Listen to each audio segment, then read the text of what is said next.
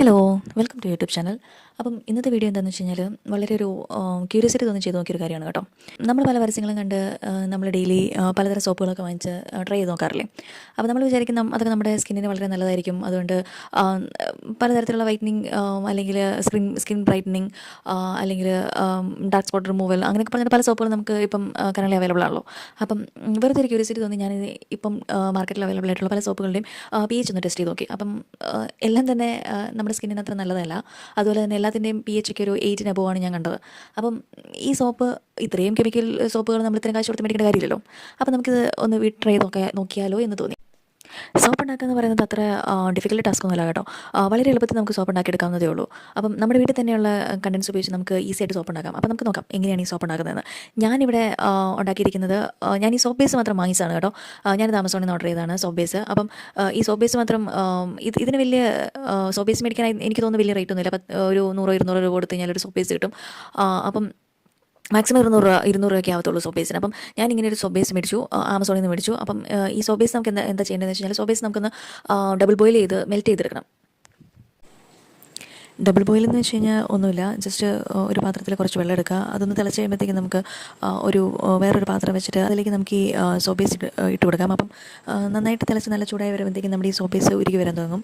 അപ്പം അതിലേക്ക് നമുക്ക് നന്നായി ഉരുകി കഴിയുമ്പോൾ നമുക്കതിലേക്ക് ഒരു 1/4 സ്പൂണോളം മഞ്ഞൾപ്പൊടി ചേർത്ത് കൊടുക്കാം. മഞ്ഞൾപ്പൊടി ചേർത്ത് നന്നായിട്ടൊന്ന് ഇളക്കി കൊടുക്കുക. അന്നേരത്തേക്കും നമ്മുടെ സോപ്പ് ബേസിൻ്റെ ആ വൈറ്റ് നിറം മാറി ഒരു ഡാർക്ക് റെഡ് കളറിലേക്ക് മാറിയിട്ടുണ്ടാവും.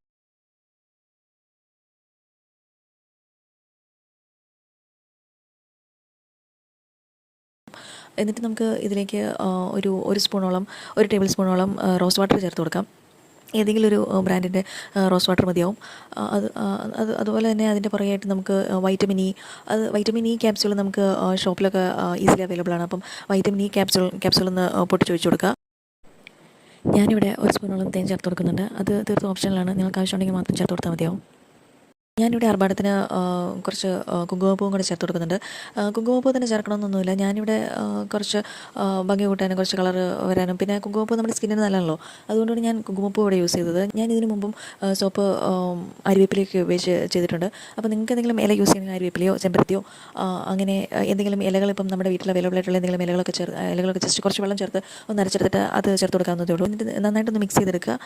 എന്നിട്ട് ഇത് നമുക്ക് ഫ്ലെയിം ഓഫ് ചെയ്തിട്ട് ഒരു സിലിക്കോൺ മോൾഡിലേക്ക് ഒഴിക്കാവുന്നതേ ഉള്ളൂ. സോപ്പ് നല്ല ഒരു ഭംഗിയായിട്ട് നമ്മുടെ ഗ്ലോ ആയിട്ടിരിക്കാൻ വേണ്ടിയിട്ട് ഞാൻ അപ്പോൾ അതൊന്ന് മാറ്റി കൊടുക്കാൻ പറയുന്നത്. അപ്പോൾ ഞാനിവിടെ അപ്പോൾ അതൊന്ന് മാറ്റി കൊടുക്കുന്നുണ്ട് കേട്ടോ. ഇത് കഴിഞ്ഞിട്ട് നമുക്ക് ഈ മോൾഡ് ഒന്നെങ്കിൽ ഫ്രിഡ്ജിൽ കയറ്റി വെക്കാം, അല്ലെങ്കിൽ നമുക്കിത് റൂം ടെമ്പറേച്ചറിൽ തന്നെ വെക്കാവുന്നതേ ഉള്ളൂ. റൂം ടെമ്പറേച്ചറിൽ വെക്കുകയാണെങ്കിൽ ഒരു 6-7 മണിക്കൂറോളം എടുക്കും സെറ്റായി വരാൻ. അതുപോലെ തന്നെ ഇപ്പോൾ നമ്മൾ ഫ്രിഡ്ജിൽ വെക്കുന്നെങ്കിൽ ഇത് കുറച്ചുകൂടി നേരത്തെ, അതായത് ഒരു 4 മണിക്കൂറിനുള്ളിൽ ഇത് സെറ്റായിട്ടുണ്ടാവും. അപ്പം ഞാനിപ്പം ഇവിടെ ഈ സോപ്പ് എടുത്തേക്കുന്നത് കുറച്ച് നേരം ഞാനിത് ഫ്രിഡ്ജിൽ വെച്ചായിരുന്നു. അപ്പം ഇതൊരു 4-5 മണിക്കൂർ കഴിഞ്ഞിട്ടുണ്ടാകും. അപ്പം ഇത് ഈസി ആയിട്ട് നമ്മുടെ മോൾഡിൽ നിന്ന് വിട്ടുപോരും. അതുപോലെ തന്നെ ഞാനിത് കുറച്ച് ഒന്ന് വെള്ളത്തിലൊക്കെ ഒന്ന് അലിപ്പിച്ച് കാണിക്കുന്നുണ്ട്. നന്നായിട്ട് പതയൊക്കെ വരുന്നുണ്ട്. അപ്പം ഞാനിവിടെ ഇപ്പോൾ ഉണ്ടാക്കിയിരിക്കുന്നതിൽ പ്രത്യേകിച്ച് സ്മെല്ലൊന്നുമില്ല. ഇതിന് നിങ്ങൾക്ക് എന്തെങ്കിലും സ്മെൽ ആവശ്യമുണ്ടെങ്കിൽ എന്തെങ്കിലും ഒരു പെർഫ്യൂമോ അങ്ങനെ എന്തെങ്കിലും നിങ്ങൾക്ക് ആഡ് ചെയ്ത് കൊടുക്കാവുന്നതേ ഉള്ളൂ. അതുപോലെ തന്നെ ഞാനിവിടെ ഉണ്ടാക്കിയ സോപ്പിൻ്റെ pH ടെസ്റ്റ് ചെയ്ത് നോക്കിയിട്ടുണ്ട്. എനിക്കിതിന് pH കിട്ടിയത് 8 ആണ്. അപ്പം ആരെങ്കിലുമൊക്കെ സോപ്പൊക്കെ ഉണ്ടാക്കി pH ഒക്കെ less than 5 ഒക്കെ കിട്ടിയിട്ടുണ്ടെങ്കിൽ ഒന്ന് കമൻറ്റ് ചെയ്യുമല്ലോ അല്ലേ.